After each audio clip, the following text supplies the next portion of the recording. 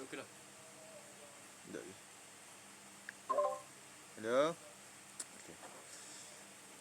Kat ni tak? Okey. Assalamualaikum warahmatullahi wabarakatuh.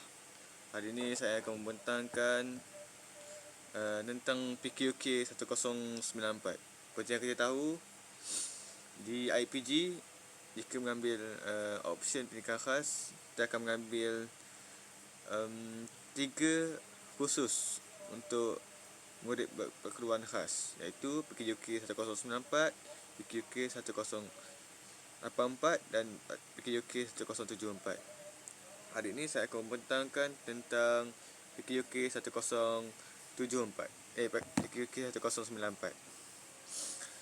Okey, seperti yang kita tahu, PQK 1094 ni ia memfokuskan terhadap murid berkeperluan khas yang mempunyai masalah kategori penglihatan. Terdapat 2 agensi yang menjadi tulang belakang dalam membantu usaha untuk meningkatkan kualiti hidup murid masalah penglihatan ini. Dan 2 agensi tersebut ialah PPOBM dan juga JKM. PPOBM ialah Pertubuhan Pembangunan Orang Buta Malaysia. Matlamat utama PPOBM ialah mewujudkan kesempatan dan kesesamaan serta penyertaan sepenuhnya orang buta dalam segala aspek masyarakat. Tujuan utama PPOBM ialah untuk meningkatkan dan membantu pendidikan serta pemeliharaan dan penjagaan orang buta dengan menyediakan kursus latihan dan khidmat sokongan. Mereka juga memperbanyakkan bidang pekerjaan dan peluang pekerjaan sekaligus meningkatkan taraf hidup di kalangan orang buta. Mereka juga membekalkan kemudahan kepada orang masalah penglihatan ini seperti alat bantuan dan barangan khas, serta mereka menggali maklumat untuk mengkaji menggunakan sumber tersebut. Okey. Seterusnya, mereka memupuk imej tanggapan yang positif tentang orang buta ini di kalangan masyarakat melalui kempen kesedaran awam. Mereka membuat kempen untuk orang awam sedar bahawa kepentingan menjaga orang buta.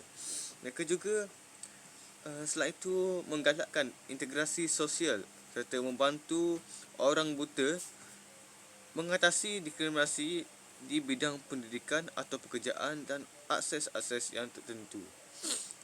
Itulah matlamat utama PPOBM. Yang kedua, kita ada JKM.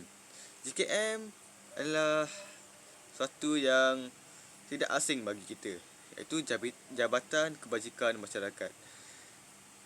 Jabatan Kebajikan Masyarakat ni ialah untuk mewujudkan dasar kanak-kanak negara. Dan matlamat bagi JKM ialah mereka ingin melahirkan individu yang sihat, cergas, berilmu, inovatif, kreatif, berjati diri, berdaya progresif dan mempunyai nilai murni yang baik. Okey. Setelah itu, kita pergi kepada penyataan dasar JKM. JKM ni ialah satu dasar mengenai hak kelangsungan hidup untuk perlindungan, perkembangan, penyertaan kanak-kanak agar dapat menikmati peluang dan ruang untuk mencapai perkembangan yang holistik, progresif serta nilai-nilai murni yang baik untuk mereka. Itulah antara penyataan dasar JKM. Seterusnya kita pergi kepada, selain itu kita mempunyai objektif dan strategi JKM. Objektif dan strategi JKM ialah, seperti yang kita tahu, objektif mereka ialah untuk memperkembangkan holistik dari segi fizikal, kognitif, bahasa, sosial, emosi dan kerohanian.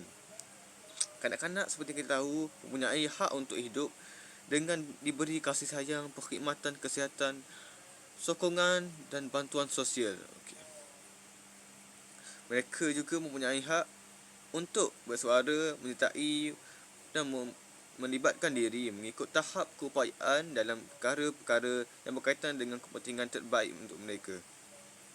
Mereka, JKM ini akan melakukan penyelidikan dan pembangunan mengenai kelangsungan hidup, perlindungan, perkembangan dan penyertaan mereka dalam segala aspek kehidupan mereka. Seterusnya, apakah strategi JKM?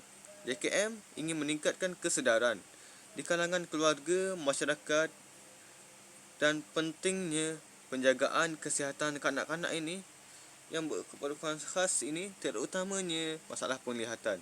Mereka akan meningkatkan latihan kepada semua pihak yang buat jurusan dengan kanak-kanak berkeperluan khas penglihatan ni, seperti guru mereka, pelajar itu sendiri. Mereka akan meningkatkan lagi lah daripada dia punya kemahiran kiralah antara konvensional ataupun dari segi motor halus dan motor kasar. Pendidikan sekalipun,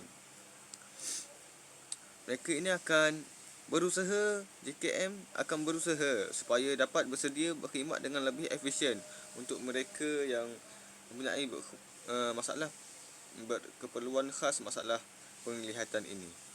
Itu saja yang dapat saya kongsikan tentang dua agensi yang menjaga murid berkeperluan khas masalah penglihatan. Daripada khusus 1094, Assalamualaikum. Assalamualaikum warahmatullahi wabarakatuh. Saya Muhammad Syahmi akan meneruskan lagi pembenangan kumpulan saya. Jadi saya akan membentangkan berkaitan Malaysian Association for the Blind, MAB. Terlebih dahulu, saya akan menerangkan sejarah bagaimana MAB ditubuhkan. MAB ini diasaskan oleh seorang tentera British yang buta semasa perang pada tahun 1940-an. Tentera tersebut dikenali sebagai Major D.R. Bridge. Pada tahun 1951, Major D.R. Bridge ni telah menubuhkan Malaysian Association for the Blind, MAB. Di bawah pimpinan Major Bridge, MAB banyak menubuhkan pelbagai kemudahan. Sebagai contoh, antara kemudahan tersebut ialah Gurney Training Centre, GTC. GTC ini merupakan batu loncatan untuk komuniti buta pada masa itu, kerana kemudahan ini menawarkan latihan seperti latihan pertanian, pengeluaran kraf tangan dan perkhidmatan penempatan pekerjaan. Terdapat juga pelbagai kemudahan lain yang diwujudkan oleh MAB, seperti Preschool Program for the Blind, for the Blind Children, ABC, dan Early Blind Centre. Namun, kemudahan yang saya akan tekankan dalam pembentangan saya ialah penubuhan Tun Hussein On National Eye Hospital pada tahun 1987. Jadi, hospital ini menyediakan pelbagai perkhidmatan. Contohnya dari aspek fasiliti, hospital ini menyediakan 60 katil untuk pesakit. Selain itu, hospital ini memiliki bilik pembedahan yang moden yang dilengkapi dengan peralatan penilaian dan rawatan yang terkini. Antara rawatan yang disediakan di hospital ini ialah pembedahan refractive laser. Rawatan ini merupakan rawatan bagi orang rabun. Jadi umumnya, cahaya yang masuk ke dalam mata akan difokuskan pada retina. Tapi apa yang berlaku kepada orang yang rabun ialah cahaya yang masuk ke dalam mata mereka tidak difokuskan pada retina. Cahaya tersebut akan difokuskan sama ada di hadapan ataupun di belakang retina mereka, yang menyebabkan penglihatan mereka menjadi rabun. Jadi pembedahan ini diperlukan untuk membetulkan titik fokus cahaya di dalam mata agar cahaya tersebut difokuskan kembali pada retina. Antara teknik pembedahan dalam pembedahan refractive laser ini ialah LASIK.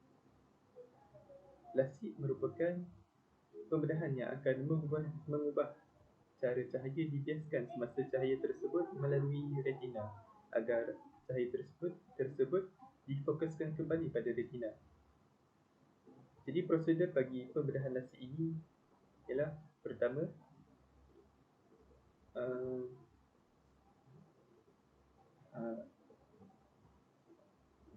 prosedur pembedahan lasik ini semestinya akan Jadi prosedur pertama bagi pembedahan lasik ini ialah didahului dengan memberikan bius kepada pesakit agar mereka tidak merasa kesakitan semasa pembedahan ini. Kemudian satu alat yang dikenali sebagai microkeratom akan digunakan untuk memotong satu flap nipis pada permukaan kornea pesakit. Flap tersebut akan diangkat dan laser akan dipancarkan untuk digunakan sebagai alat untuk membentuk lengkungan pada kornea. Setelah selesai, flap yang diangkat sebentar tadi akan diletakkan kembali ke tempat asalnya. Jadi begitulah prosedur bagi pembedahan lasik. Jadi untuk penilaian, antara penilaian yang sering digunakan untuk menguji tahap ketajaman penglihatan seseorang adalah dengan menggunakan optotype chart. Terdapat beberapa jenis carta yang digunakan dan yang paling sering saya lihat digunakan ialah E-chart. Carta ini merupakan deretan huruf E dengan pelbagai arah yang berbeza. Jadi prosedur bagi pemeriksaan penilaian ini ialah pertama, pesakit akan diposisikan 6 meter dari carta. Kemudian penilaian akan dimulakan dengan mata kanan terlebih dahulu.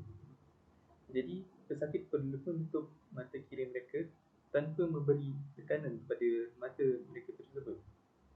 Setelah itu, penilaian akan dimulakan dengan meminta pesakit untuk membaca carta tersebut dari baris terbesar hingga baris yang terkecil yang mampu dibaca oleh pesakit.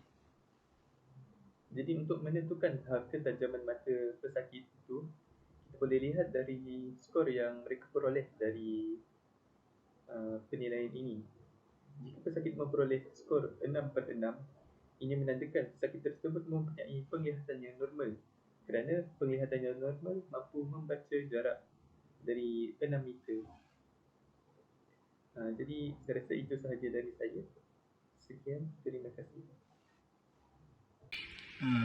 Okey, terima kasih kepada saudara Khalis. Jadi seterusnya saya akan meneruskan perbincangan kita pada hari ini.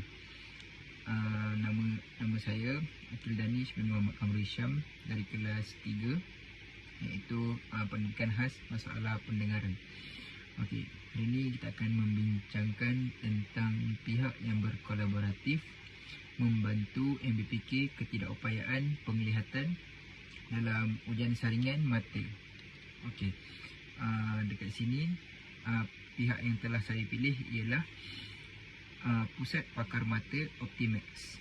Okey, pusat sedikit pendedahan ataupun sejarah tentang Pusat Pakar Mata Optimax ini ialah Pusat Pakar Mata Optimax ini sendiri telah mendapat pengiktirafan ataupun penghargaan ISO berkelas dunia. Selain itu, kadar penilaian kesihatan mata dan teknologi yang meluas, dan yang terakhir sekali, sejarah dia telah berpengalaman selama 28 tahun dalam pengkhususan pembedahan laser, iaitu sejak tahun 1995. Okey, kita pergi kepada ujian saringan yang dilakukan oleh Pusat Pakar Mata Optimax ini. Saya telah mengambil 3 daripada ujian yang telah dilakukan. Yang pertama ialah ujian pembiasan. Okey, objektif ujian pembiasan ini ialah untuk mengukur keperluan mata untuk kanta pembetulan atau dikenali sebagai ralat efektif. Okey, yang seterusnya dilakukan selepas ujian ketajaman penglihatan. Ujian ketajaman penglihatan kita akan bincangkan selepas ini. Okey, prosedur untuk melakukan ujian pembiasan ini ialah ada 5 prosedur kat sini. Okey, yang pertama, mata akan diluaskan dengan ubat titis sebelum ujian. Maksudnya sebelum memulakan ujian, mata kita akan dititiskan dengan ubat khas yang disediakan oleh pusat ini. Okey. Seterusnya, yang kedua, sinar cahaya retinoskop akan dipancarkan ke retina. Okey. Lepas tu prosedur yang ketiga dia, jumlah cahaya yang melantun dari retina menentukan skor refraktif anda. Okey. Yang keempat, phoropter yang digunakan untuk membaca carta huruf yang paling kecil dalam jarak 20 kaki. Dan yang terakhir iaitu prosedur yang kelima, satu siri kanta percubaan akan diletakkan di hadapan mata dan diselaraskan sehingga penglihatan kelihatan jelas. Okey, itu saja untuk ujian pembiasan. Seterusnya kita akan pergi kepada ujian ketajaman penglihatan. Okey, sama juga. Objektif daripada ujian ini ialah ada 3 objektif dekat sini daripada ujian ketajaman penglihatan ini sendiri. Yang pertama, mengukur keupayaan mata untuk melihat objek pada jarak dekat dan jarak jauh. Yang kedua, memberikan maklumat mengenai gangguan refraktif mata. Okay. Yang ketiga, untuk membaca huruf, nombor atau simbol dengan saiz yang berbeza pada carta mata. Itu 3 objektif yang akan diambil. 3 objektif yang dimahukan apabila kita melakukan ujian ketajaman penglihatan. Okay. Prosedur yang dilakukan untuk ujian ketajaman penglihatan dekat sini ada 6. Yang pertama, kita perlu berdiri sejauh 6 meter daripada carta. Yang kedua, mengeluarkan cermin mata atau kanta lekuk anda pada mulanya. Okey, lepas tu yang ketiga, setiap mata akan diuji secara berasingan menggunakan occluder pinhole. Maksudnya setiap mata ni mula-mula mata kiri ataupun mata kanan dahulu. Okey. Seterusnya yang keempat, carta Snellen dibaca dari tetakun terbesar hingga terkecil menggunakan satu motor yang sedang diuji. Okay. Prosedur ini akan diulang dengan melihat lubang jarum untuk setiap mata.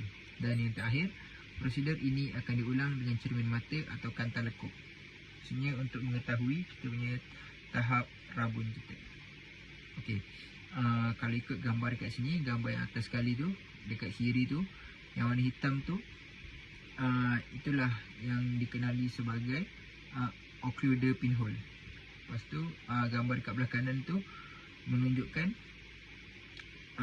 carta Snellen. Yang atas sekali ialah huruf paling besar dan yang bawah sekali ialah huruf paling kecil. Okey. Ujian yang terakhir. Ujian yang terakhir ialah ujian medan penglihatan. Okey. Ujian medan penglihatan ini, objektif dia, ujian medan penglihatan ni terbahagi kepada 2, iaitu Amsler Grid Test dengan Perimetry Test. Okey, objektif dia ialah untuk menentukan sebarang kecacatan pada penglihatan pusat dan periferi yang boleh disebabkan oleh penyakit seperti glaukoma, tumor otak, stroke atau gangguan neurologi yang lain. Kita tengok ujian yang pertama, Amsler Grid Test. Amsler Grid Test ni prosedur dia ada 2 kat sini. Yang pertama, carta diletakkan dalam jarak 14 inci dari muka. Yang kedua, kanak-kanak mesti melaporkan apabila mereka tidak dapat melihat titik hitam, mereka melihat tempat kosong atau gelap, atau garisan dalam grid kelihatan beralun, kabur atau melengkung dan bukannya lurus. Okey. Itu untuk Amsler Grid Test. Kalau untuk Perimetry Test pula, kat sini dia cakap duduk dan tenung lurus ke hadapan lalu menekan butang setiap kali anda melihat cahaya berkelip. Prosedur yang kedua pula, komputer merekodkan tempat setiap kilat dan jika anda mencapkan butang apabila cahaya berkelip di tempat itu. Okey, lepas tu prosedur terakhir dia, pada akhir ujian cetakan menunjukkan kawasan penglihatan mata di mana anda tidak melihat kilat cahaya. Ini adalah bidang penglihatan. Okey, kalau ikut gambar dekat sini, gambar dekat kiri tu menunjukkan Amsler Grid Test dan gambar dekat belah kanan tu menunjukkan Perimetry Test. Okey. Jadi itu saja yang saya ingin terangkan pada hari ini. Sekian, terima kasih.